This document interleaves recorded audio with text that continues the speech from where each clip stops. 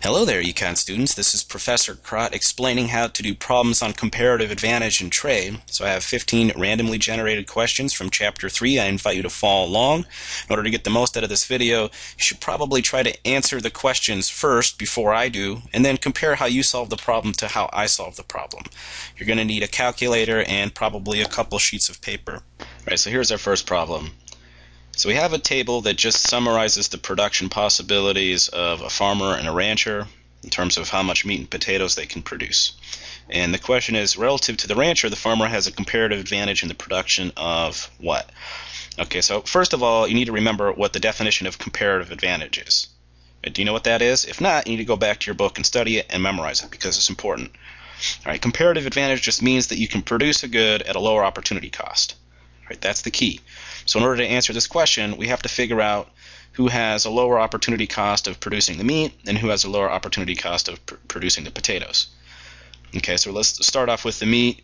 So we want to figure out whether the farmer or the rancher has a lower opportunity cost of producing meat. All right, so we want to figure out what the opportunity cost of producing 1 pound of meat is for the farmer and what the opportunity cost of producing 1 pound of meat is for the rancher. Right now, when people do this, they're often not sure which number to divide by which. Right, so if we're trying to figure out what's the opportunity cost of producing 1 pound of meat for the farmer, they're not sure whether they should divide 5 pounds by 8 pounds or 8 pounds by 5 pounds, and they get a little bit confused. Okay, now the key here is that you always just want to keep track of your units of measurement, and that'll tell you what to do. All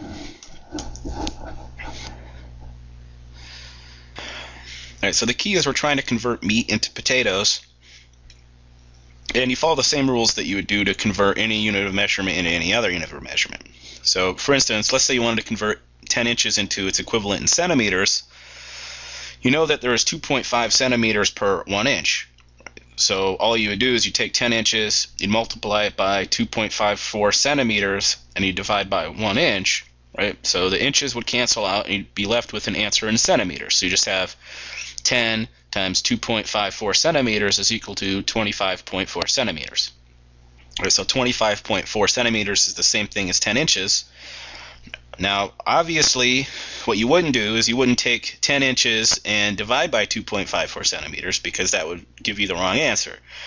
Right, so if you did it that way, right, you'd be left with an answer that was denominated in inches squared per centimeter. So you'd have 3.94 inches squared per centimeter. I don't even really know what that means, and it doesn't make any sense, and it's clearly not the right answer. All right, so the same thing here. Now remember, the key is the opportunity cost of meat. The answer we're trying to find is the opportunity cost of producing 1 pound of meat. So you're going to be X pounds of potatoes per 1 pound of meat. Okay, now the way you want to set up the problem is, right, so you say the opportunity cost for the farmer of producing 1 pound of meat, and now we're using the table on the right where it's showing you the actual amounts produced. So your units are just in pounds. Okay, so you say the opportunity cost of producing 1 pound of meat is equal to, well, your conversion factor is 8 pounds of potatoes per 5 pounds of meat. All right, so you want the 8 pounds of potatoes on top and the 5 pounds of meat on the bottom. All right, so if you multiply pounds of meat times pounds of potatoes divided by pounds of meat, you're left with an answer that's in pounds of potatoes. Now obviously if you did it the other way around, you'd have square pounds of meat divided by potatoes, and that wouldn't make any sense. Okay, so the opportunity cost for the farmer of producing 1 pound of meat is equal to 8/5 or 1.6 pounds of potato. All right, you do the same thing for the rancher. For the rancher, the opportunity cost of 1 pound of meat, and again, so you look at the table, you go read across from the rancher, right? You want potatoes on the top and meat on the bottom so that your units come out right. So you have 4 pounds of potatoes divided by 10 pounds of meat. And so you get an answer, 0.4 pounds of potato. So for the farmer, if he wants to produce 1 pound of meat, it means that he has to give up the opportunity of producing 1.6 pounds of potatoes. For the rancher, if he produces 1 pound of meat, he has to give up the opportunity of producing 0.4 pounds of potatoes. Right, so the opportunity cost for the farmer is much greater. Right, he has to give up 1.6 pounds of potatoes versus 0.4 pounds of potatoes for the rancher. The farmer's better at making potatoes, the rancher's better at making meat. Right, that shouldn't surprise you. So the conclusion here, the opportunity cost of producing 1 pound of meat is less for the rancher than for the farmer, so the rancher has a comparative advantage in producing meat. All right, now I want you to figure out the opportunity cost for the farmer and rancher producing a pound of potatoes on your own.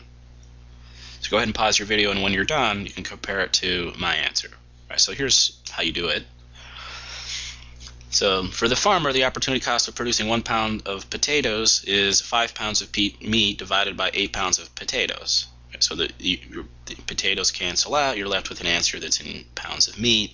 So you have 5/8 pounds of meat, or 0.625 pounds of meat. For the rancher, the opportunity cost of producing a pound of potato is 10 pounds of meat divided by 4 pounds of potato, or 2.5 pounds of meat. All right, so the conclusion is that the farmer can produce a pound of potatoes at a lower opportunity cost than the rancher. He only has to give up 0.625 pounds of meat as opposed to 2.5 pounds of meat. Obviously, 0.625 is less than 2.5. So the farmer has a comparative advantage in producing the potatoes, and the rancher has the comparative advantage in producing the meat. And if they're going to maximize their production, the farmer should specialize in being a farmer, and the rancher should specialize in being a rancher. Okay, we can also use the information summarized on the left side of the table in order to arrive at the answer. This is a little bit trickier, but I'm going to show you how to do it now, because sometimes you're not going to have the information summarized in the way that we just did the problem. You're only going to have it in this way. So let me show you how to do it. Now, before we were talking about pounds of meat produced and pounds of potatoes produced. So your units were just in pounds of meat and pounds of potatoes. Well, here we're saying how many hours it takes to make a pound. All right, so your units are hours per pound. It's a little bit trickier. So if you want to figure out the opportunity cost for the farmer of producing 1 pound of meat, you're going to have 8 hours over 1 pound of meat on the top and 5 hours over 1 pound of potatoes on the bottom, because this is going to give you an answer that's in the right units. So we have a compound fraction here. The way to solve it is just to take the fraction on the bottom and copy dot flip. So just looking at the equation on the bottom here, the opportunity cost of 1 pound of meat is equal to 8 hours over 1 pound of meat times 1 pound of potato over 5 hours. So I just copy dot flipped. And so when you do this, notice that the pounds of meat cancel out, the hours cancel out, so you're just left with an answer that's in pounds of potatoes, and that's what you want. So you have, for the farmer, the opportunity cost of producing 1 pound of meat is equal to 1.6 pounds of potato, and that's exactly what we found before. Right, so you can do it either way. I just think that the other way is a little bit easier, so I would tend to choose that way if I had the choice, but I mean, regardless, it's not too tricky. Just keep track of your units and you should be fine. Alright, so let's go back to the problem. So we could either use the information in the left part of the table or the information in the right part of the table. It doesn't matter. You can do it either way. And we found that relative to the rancher, the farmer has a comparative advantage in the production of potatoes, so he should specialize in producing potatoes. Right, but he doesn't have the comparative advantage in the production of meat. In fact, it's impossible to have a comparative advantage in both of two activities. You can't be comparatively better at both. Right? You can be better at both in an absolute sense, right, but not in a comparative sense. So the same person can't have a comparative advantage in two things. So the right answer is B, potatoes, but not in the production of meat. All right, next problem. Here we have a production possibilities frontier for two countries, Uzbekistan and Azerbaijan. The production possibilities frontier summarizes the production possibilities in graphic form. Before, we had information summarized in the form of a table. It doesn't really matter if the information is presented in a table or if the information is presented in the form of a graph. The information is the same either way. In fact, we can take the information in this graph and turn it into a table, or you could take the information contained in the table from the last example and turn it into a graph. In fact, that might be a good exercise for you. Right, so the question is, Azerbaijan has an absolute advantage in the production of what? Right, so remember the definition of absolute advantage. It just means that you can produce more of something using less inputs. Right, so for the same amount of inputs, Uzbekistan can produce 60 nails and Azerbaijan can produce 80 nails. So Azerbaijan, in an absolute sense, can produce more nails than Uzbekistan, 80 to 60. So Azerbaijan has an absolute advantage in the production of nails, and we see that Uzbekistan has an absolute advantage in the production of bolts. Right, so Uzbekistan could produce 30 bolts using the same labor inputs as Azerbaijan, who could only produce 20 bolts. So that gives us the first part of the answer. Azerbaijan has an absolute advantage in the production of nails. Okay, so we've eliminated A and B right off the bat. Right, now we have to figure out what they have a comparative advantage in. So remember how you figure out comparative advantage. You just figure out who has a lower opportunity cost of producing it. So we want to figure out what Azerbaijan has a comparative advantage in producing. So let's figure out the comparative advantage for bolts, let's say. Doesn't matter which one you choose. And what this graph shows is that for each bolt that Uzbekistan produces, they have to give up the opportunity of producing 2 nails. Right? The slope is -2. So that if they give up 60 nails, they get 30 bolts. Right? So to produce 30 bolts, they have to give up 60 nails. For each bolt that they produce, they have to give up the opportunity of producing 2 nails. It's a constant trade-off because it's a straight line. If you look at Azerbaijan, the graph shows you that the opportunity cost of producing a bolt is 4 nails. For each bolt that they produce, they have to give up the opportunity of making 4 nails. The slope is -4. There's a couple different ways you can do it. So you can figure out the opportunity cost of bolts or nails. Sticking with bolts, remember we're transforming bolts into nails. So the opportunity cost of producing 1 bolt is 60 nails over 30 bolts, or 2 nails. In Uzbekistan. For Azerbaijan, the opportunity cost of producing 1 bolt is 80 nails over 20 bolts, or 4 nails. Where is the opportunity cost of producing a bolt lower? Well, 2 is less than 4, so the opportunity cost of producing a bolt is lower in Uzbekistan. Uzbekistan has a comparative advantage in producing bolts.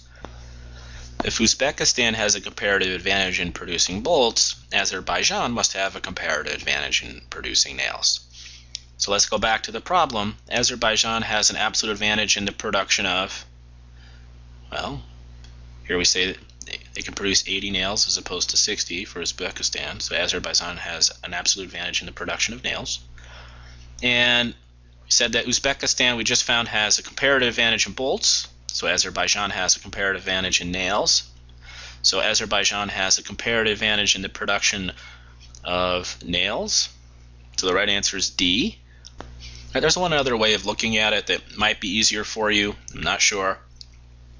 So you could just take nails divided by bolts, and that'll tell you the opportunity cost of bolts. You can take bolts divided by nails, that'll tell you the opportunity cost of nails. So for instance, in Uzbekistan, the trade-off is 60 nails for 30 bolts, which simplifies to 2 nails per bolt. So they have to give up 2 nails per 1 bolt, showing you the opportunity cost of producing a bolt is 2 nails. In Azerbaijan, it's 80 nails for 20 bolts, shows you that it's 4 nails per 1 bolt, where the opportunity cost of producing a bolt is 4 nails. So the opportunity cost of producing a bolt is lower in Uzbekistan, and they have the comparative advantage in producing bolts. In Uzbekistan, shows you that it's 30 bolts per nail, or half a bolt per 1 nail is the trade-off. And in Azerbaijan, it's 80 nails for 20 bolts, or a quarter of a bolt per nail. Right, so this shows you that the opportunity cost of producing a nail is lower in Azerbaijan. Regardless of how you do it, right, the right answer is D. Azerbaijan has an absolute advantage in the production of nails and a comparative advantage in the production of nails.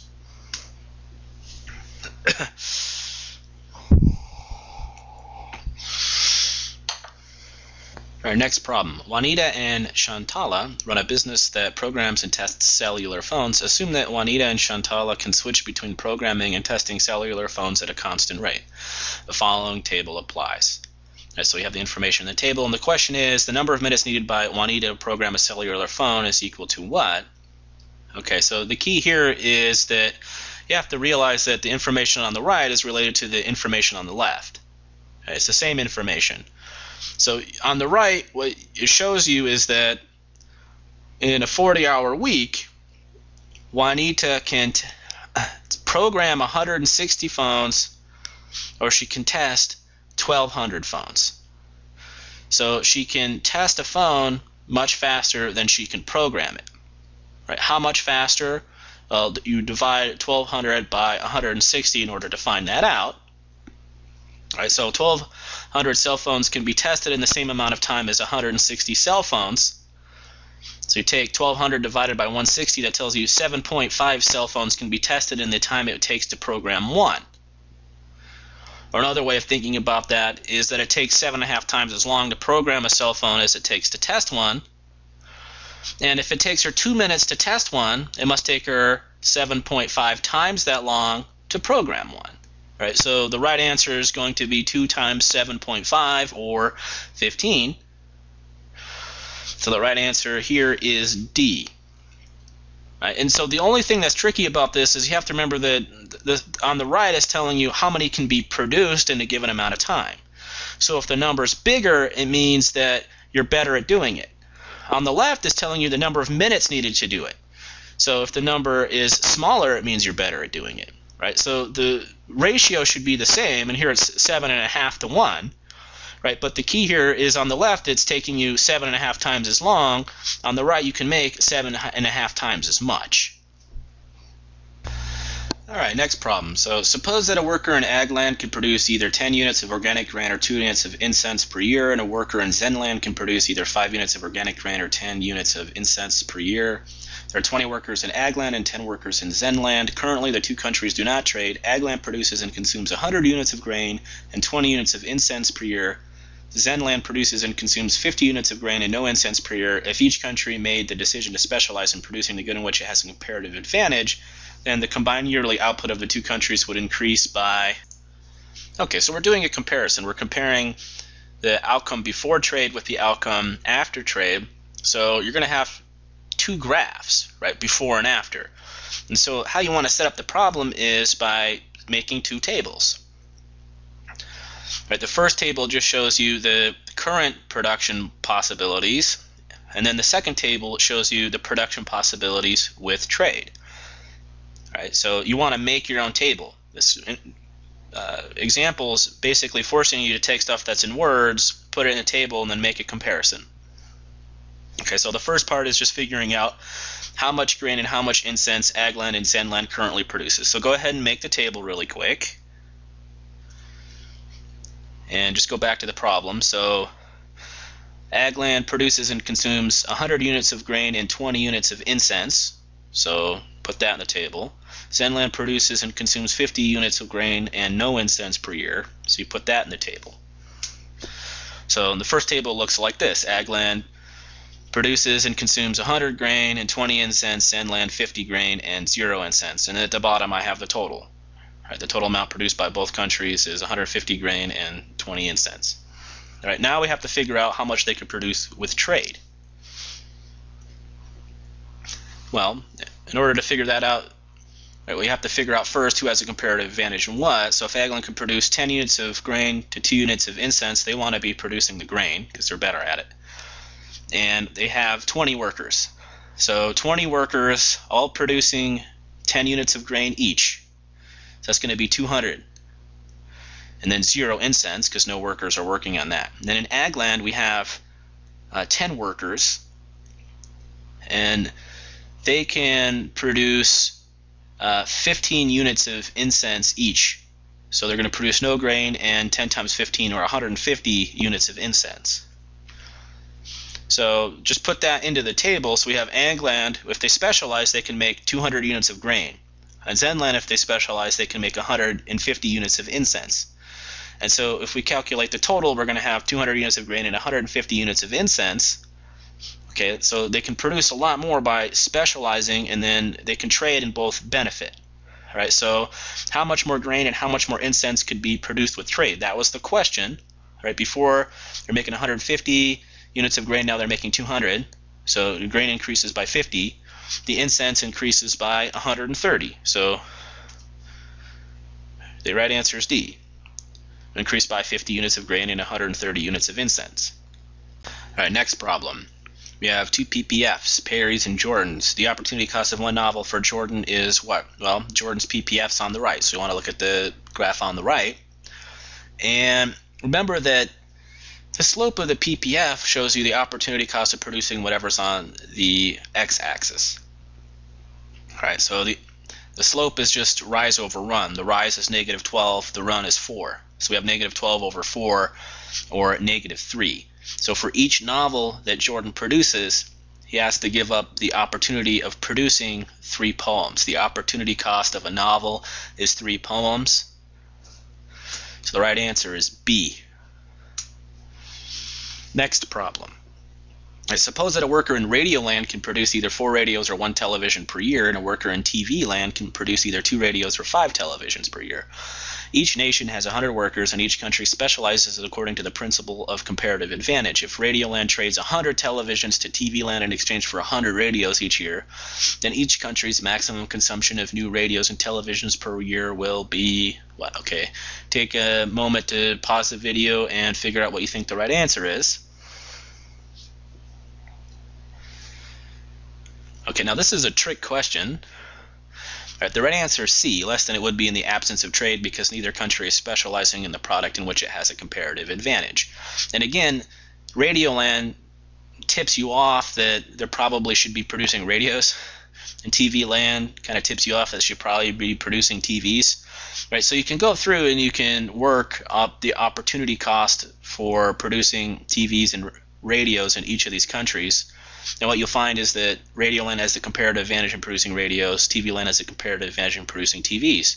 Now, the second part of the thing says if Radioland trades 100 televisions to TV Land in exchange for 100 radios, that means that Radioland's making TVs. Radioland shouldn't make TVs. They're not as good at making TVs, right? So they're not specializing correctly according to the principle of comparative advantage. Right? They're making less than if they had each produced what they were comparatively better at making.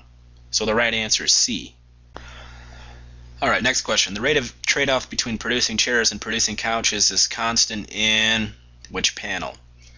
Well, if there's a constant trade-off, then the PPF is going to look like a straight line, because if it's a straight line, that indicates that there's a constant trade-off between the two goods.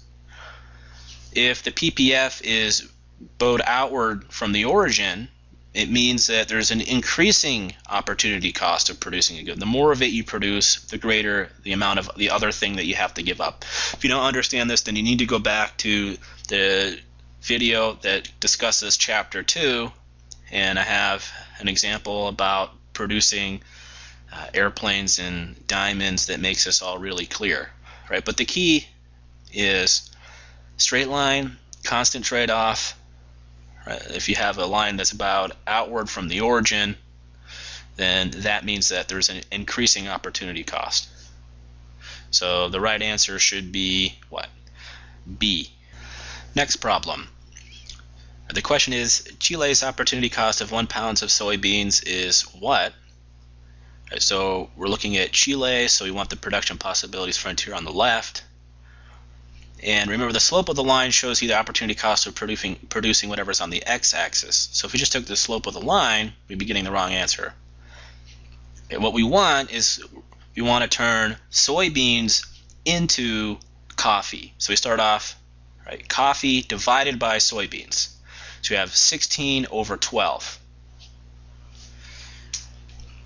So the right answer is 4 over 3. Okay, now if you again, you want to make sure you keep your units right. So just set up the problem always the way that I showed you, and then you'll never get it wrong. Right? You start off 1 soybean, right? Then you multiply coffee over soybeans. So 16 over 12. That's 4 over 3. It's really simple once you do it a couple times. All right, next problem is a student Ann spends 40 hours a week writing term papers and completing homework assignments. On one axis of her PPF is measured the number of term papers. On the other axis is measured the number of homework assignments. Ann's PPF is a straight line if. Okay, now remember what a straight line PPF means. It just means that there's a constant trade-off between the two goods. Right, so no matter how much of you produce of the one thing, the amount that you have to give up of the other one is the same. regardless of how many you make. Okay, let's look through the answer. So A says she faces no trade-off. Well, that's unlikely. Right? B, she can switch between writing term papers and completing homework assignments at a constant rate. That sounds like the right answer to me. C, the rate at which she can switch between homework assignments and term papers depends on the number of homework assignments she's completing and on the number of term papers she's writing. Well, if the rate at which she can switch between homework and term papers depends upon how much she's doing, then the PPF would be bowed out from the origin.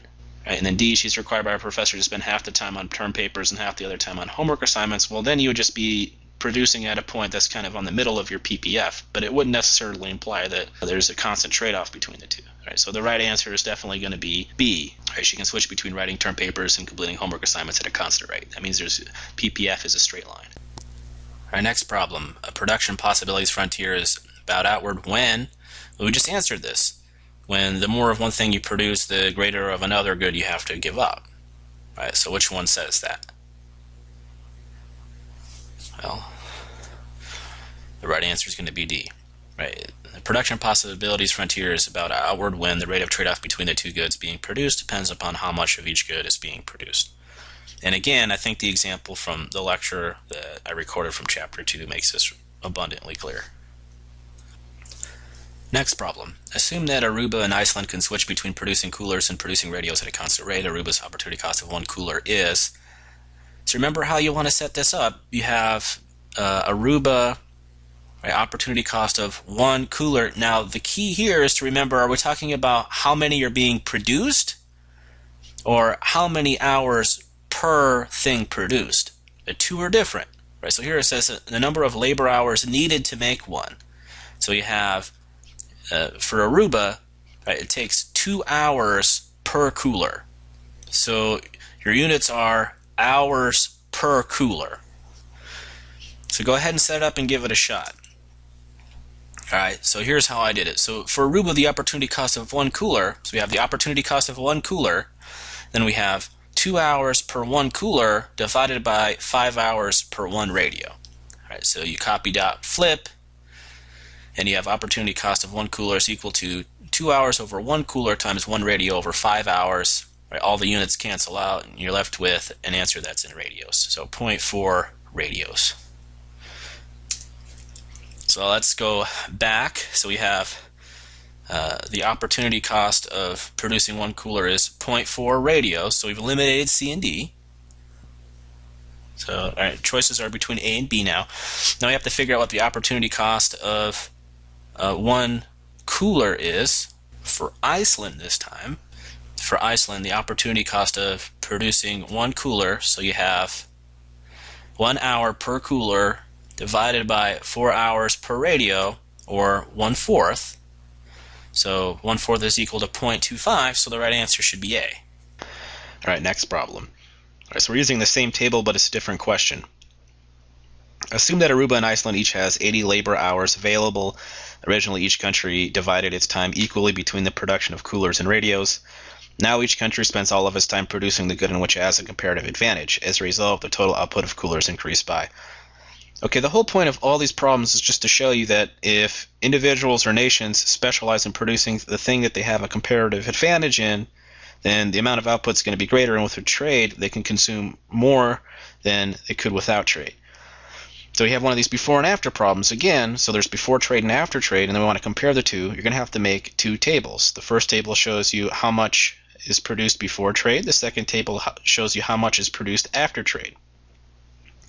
So here's your two tables. You have the amount of coolers and radios produced by Aruba and Iceland before trade, and then you have the amount of coolers and radios produced by Aruba and Iceland after trade. So let's figure out how much is produced before trade. Well, let's see. It says that there's 80 labor hours, and the time is divided equally between the two activities for each country. So for Aruba, they're going to be spending 40 hours on each activity. If they spend 40 hours making coolers, and it takes 2 hours to make a cooler, then they're going to make 20 of them. If they spend 40 hours making radios, and it takes 5 hours to make a radio, then they're going to make 8. In Iceland, they're going to make 40 coolers and 10 radios. So there's your first table. Shows you the total without trade is 60 coolers and 18 radios. Okay, now let's assume that they each specialize in producing whatever they have a comparative advantage in. Well, Iceland has the comparative advantage in producing coolers. Notice that Iceland has an absolute advantage in both. Right, so it can make a cooler in 1 hour as opposed to 2 hours in Aruba, and it can make a radio in 4 hours as opposed to 5 hours. But it's twice as good at making coolers, and it's only about 25% better at making radios. So it should definitely be making coolers. Okay, so Iceland spends all 80 hours making coolers if they specialize, and Aruba spends all 80 hours making radios. It means that Iceland's going to make 80 coolers and no radios, and Aruba's going to make 80 divided by 5, or 16 radios. So fill in the table with trade, and it shows you that the total amount of coolers made is going to be 80, the total amount of radios is going to be 16, and the question is, as a result of trade, the total output of coolers increased by, well, went up from 60 to 80, so increased by 20. So the right answer is A. All right, assume that Japan and Korea can switch between producing cars and producing airplanes at a constant rate. We could use the information in the table to draw a production possibilities frontier for Japan and a second production possibilities frontier for Korea. If we were to do this in measuring airplanes along the horizontal axis then, and it looks like we want to figure out what the slope of the PPF would be for Japan and the slope of the PPF for Korea. All right, so if we're going to draw the production possibilities frontier, we probably want to use the information on the right table, because we want to look at an actual amount of cars produced and an actual amount of airplanes produced. Now, remember that the slope of the PPF is just equal to rise over run. The rise being the vertical or y-axis, the run being the horizontal or x-axis. And so if airplanes are measured along the horizontal axis, that's the run. So airplanes are going to be the run, cars are going to be the rise. So for Japan, we have the slope being negative 80 over 16. That's, cars are the rise, airplanes are the run, so negative 80 over 16, which is going to be equal to negative 5. And in Korea, we have the rise being negative 48 and the run being 16, which is negative 3. You could draw it if you want to, but this would take some time. So we have for Japan, the amount of cars they could produce is 80, the amount of airplanes is 16, right? So we could just draw in the line, and then you see, again, remember the slope is rise over run. It's negative 80 over 16, which we said is negative 5. And for Korea, well, the y-intercept was 48, the x-intercept was 16, so you could draw in the PPF as a straight line connecting those 2 points, and you'd have the slope is equal to negative 48 over 16, or negative 3. So the right answer is A. The slope of Japan's production possibilities frontier would be negative 5, and the slope of Korea's production possibility frontier would be negative 3. All right, 14th question, second to last question. Suppose that a worker in Fredonia can produce either 6 units of corn or 2 units of wheat per year, and a worker in Sylvania can produce either 2 units of corn or 6 units of wheat per year. Each nation has 10 workers. Without trade, Fredonia produces and consumes 30 units of corn and 10 units of wheat per year. Sylvania produces and consumes 10 units of corn and 30 units of wheat. Suppose that trade is then initiated between the two countries, and Fredonia sends 30 units of corn to Sylvania in exchange for 30 units of wheat. Fredonia will now be able to consume a maximum of... Alright, well, it seems to me that this is about as hard as a quiz problem can be. You have 3 things going on here. So you have the amount that they initially produce, you have how much they can produce if they specialize, and then you have how much they actually trade. So you're going to have 3 tables now. So here's how I would set up the problem. I'd have the amount of corn and wheat produced by Fredonia and Sylvania without trade, the amount that's produced with specialization, and then the amount that they each consume with trade. So you have 3 tables. You're starting off with the amount without trade, and I think it just tells it to you. It says, without trade, Fredonia produces and consumes 30 units of corn, 10 units of wheat. Sylvania produces and consumes 10 units of corn and 30 units of wheat. So you just throw that into the first table. Right, that's the amount that they produce and consume without trade. Next, we need to know how much they produce with trade. So they're each going to specialize in producing whatever they have a comparative advantage in. It looks like Fredonia can produce 6 units of corn or 2 units of wheat, so it's going to be producing the corn, and they have 10 workers. So you have 10 workers each producing 6 units of corn. You have 60 units of corn in Fredonia. And then Sylvania can produce 6 units of wheat per year times 10 workers is 60 units of wheat. So they're going to specialize. Fredonia is going to make 60 units of corn. Sylvania is going to make 60 units of wheat. So total production went up quite a bit. It went up from 40 of each to 60 of each. But in order for both parties to be better off, they have to trade. So let's see, what does it say? Suppose that trade is then initiated between the two countries, and Fredonia sends 30 units of corn to Sylvania in exchange for 30 units of wheat. Fredonia will now be able to consume a maximum of... Okay, so Fredonia sends 30 units of corn to Sylvania in exchange for 30 units of wheat. So the final table has how much they each consume after the trade. So after the trade, they each consume 30 of each. So Fredonia will now be able to consume a maximum of 30 units of corn and 30 units of wheat. So A is the right answer. Alright, last problem. It's similar to the first problem. We're using the same set of tables. Hopefully it'll be easier for you to do this problem than it was when you began watching the video. So for the farmer, the opportunity cost of 1 pound of potatoes is... Alright, let's use the right table because it's easier. The opportunity cost of producing 1 pound of potatoes, if you're using the right table, you want to multiply by 5 pounds of meat and divide by 8 pounds of potatoes, because the potatoes are going to cancel out and you're going to be left with an answer that's in pounds of meat. So you have 5 divided by 8 is equal to 0.625. So the right answer should be A, 0.625 pounds of meat. Alright, that's it for this video. As always, I hope you got something out of it.